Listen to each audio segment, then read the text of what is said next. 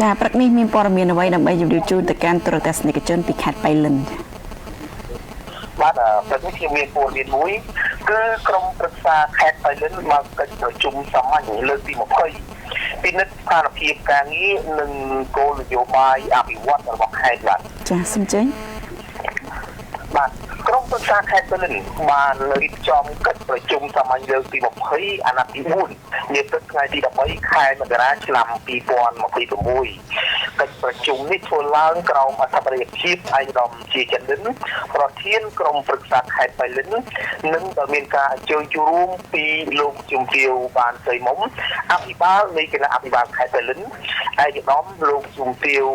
ជាអភិបាលរងខេត្តលោកស្រីប្រធានមន្ទីរ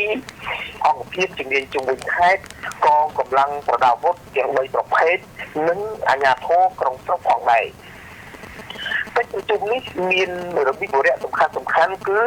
ទី1ពិនិត្យនិងអនុម័តសេចក្តីព្រាងកំណត់ហេតុកិច្ចប្រជុំសាមញ្ញលើកទី19របស់ក្រុមប្រឹក្សាខេត្តទី2ពិនិត្យនិងអនុម័តសេចក្តីព្រាងរបាយការណ៍ស្តីពីការអនុវត្តការងារប្រចាំខែធ្នូឆ្នាំ2025និងទិសដៅការងារបន្តរបស់រដ្ឋបាលខេត្តបៃលិនទី3ពិនិត្យនិងអនុម័តសេចក្តីព្រាងរបាយការណ៍ស្តីពីការអនុវត្តការងារប្រចាំឆ្នាំ2025និងទិសដៅបន្ត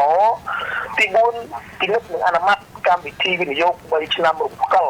2026-2028និងសេចក្តីព្រាងតតិទិនការងាររៀបចំកម្មវិធីវិនិយោគ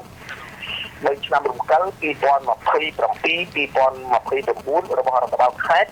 និងទី5គឺពិភាក្សាលើបញ្ហាផ្សេងៗក្រោយពីកិច្ច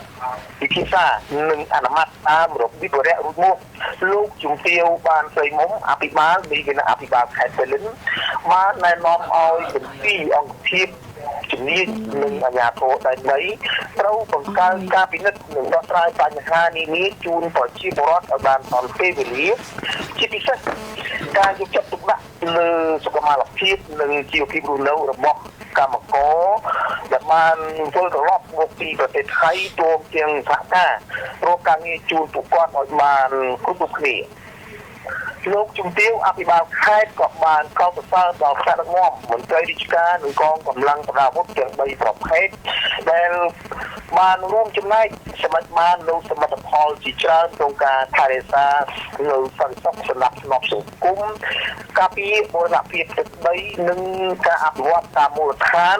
ដែលនាំឲ្យខេត្តបៃលិនមានភាពរីកចម្រើនជាលំដាប់ស្របតាមគោលនយោបាយរបស់រាជរដ្ឋាភិបាលកម្ពុជាដែលមានសម្ដេចមហាបវរសត្រីហ៊ុនម៉ាណែតជានាយករដ្ឋមន្ត្រីឯកឧត្តមជាជំនិនប្រធានក្រុមប្រឹក្សាខេត្តបៃលិនបាន